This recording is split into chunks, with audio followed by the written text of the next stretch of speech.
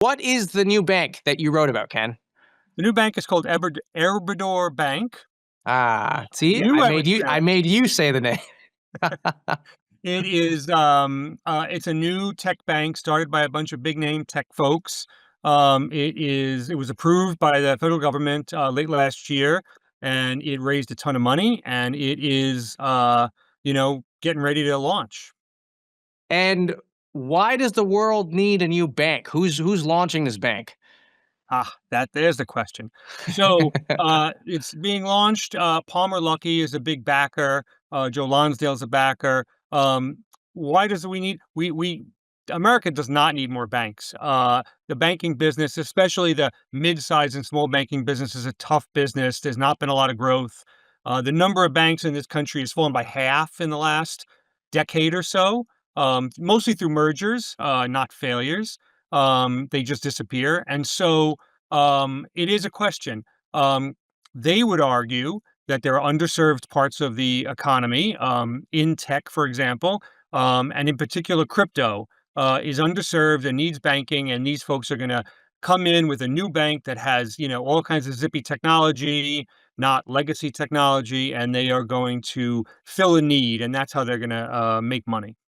So I'm just trying to understand when you say zippy technology, and broadly speaking, I mean a bank that is more crypto friendly, more tech forward, better suited for AI and defense companies. What are the types of services or products that they might offer, or even tools that might help those companies that a traditional bank might not?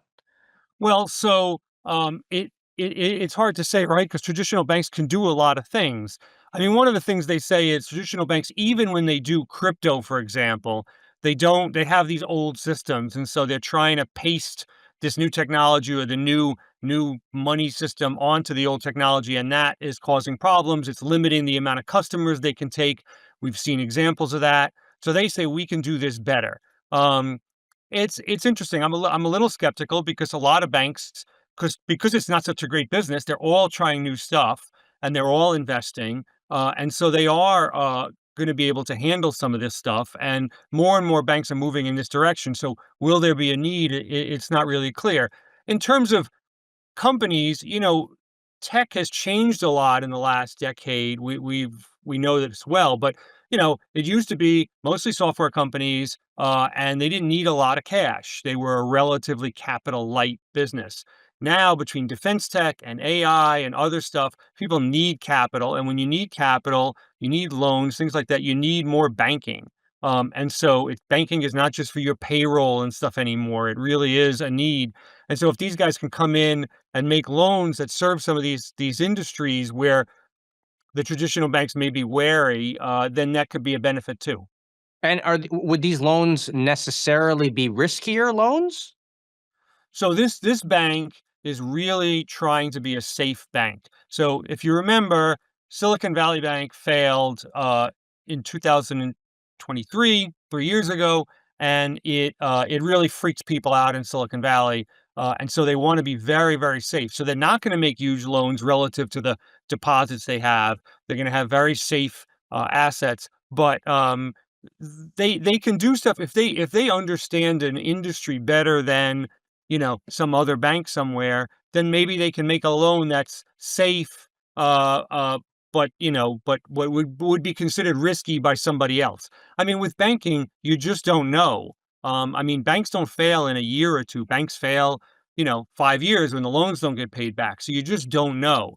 I mean, one of the lines in the banking industry always is, the scariest thing in the world is a very fast growing bank. It means they're making a lot of loans. And so, 3 years from now, you see how successful they were. Hmm.